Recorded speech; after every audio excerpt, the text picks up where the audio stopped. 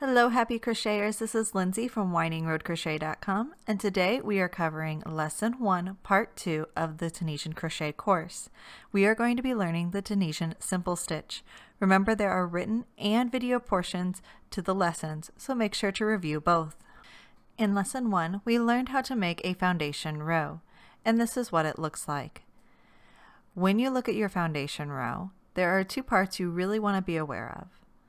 Every stitch creates a loop, and in that loop you have your front vertical bar and then you have a back vertical bar, and how we work in and out of those vertical bars will depend on what type of stitch we are working.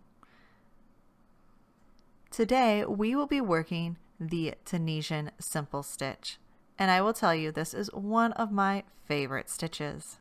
Here's an example of the Tunisian Simple Stitch.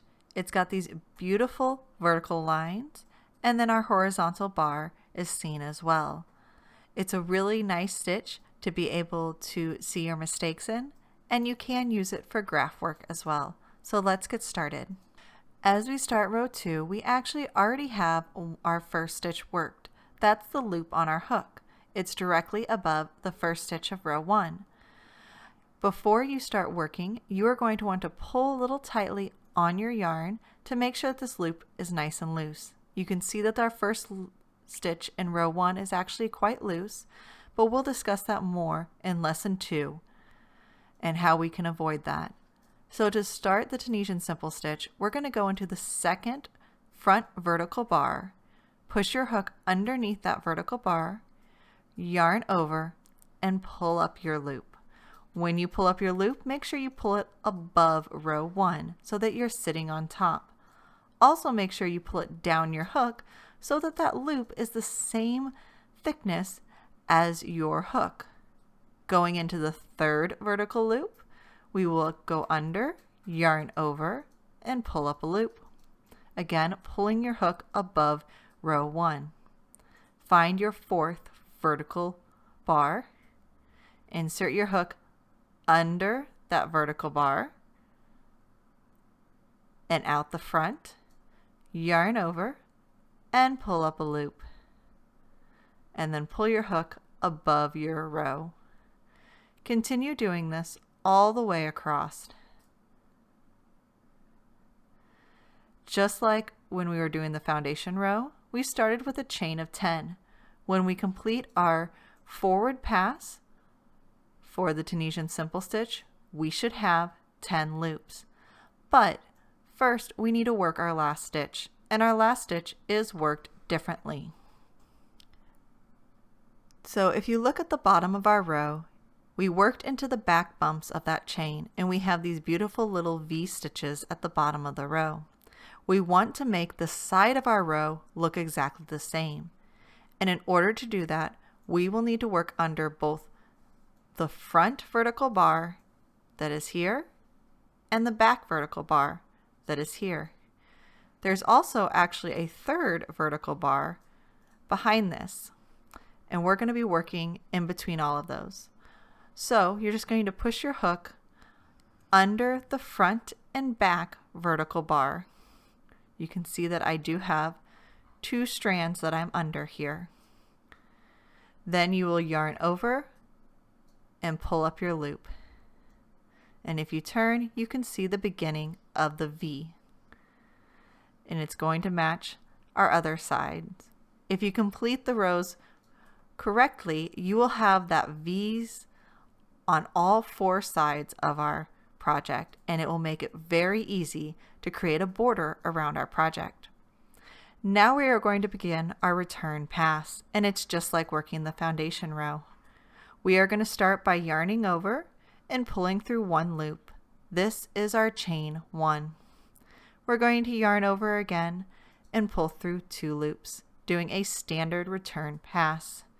Yarn over, pull through 2 loops.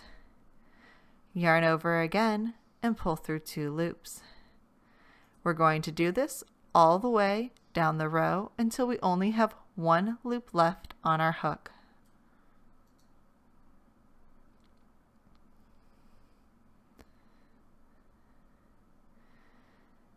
There you go. We've already done one row of Tunisian crochet. Though the top row looks a little weird because it's not actually completed yet, that very first row, our foundation row, does look like the Tunisian simple stitch. Let's go ahead and do another row. As we pull up those vertical loops on our hook, we're actually going to roll this horizontal bar down and create that Tunisian simple stitch look. So pull tight on your first loop and then work into the second vertical bar, go under the front vertical bar, yarn over and pull up a loop. Again, under the next vertical bar, yarn over and pull up a loop. Continue doing this for every vertical bar until you reach your very last stitch. Once again, we've made it to the last stitch. We're going to go into this little hole here and under both the front and back vertical bar. So right under both of them to create our nice V's on the side of our work. So going under with our hook, we'll yarn over and pull up a loop. We started with a chain of 10, so at this point you should have 10 loops on your hook.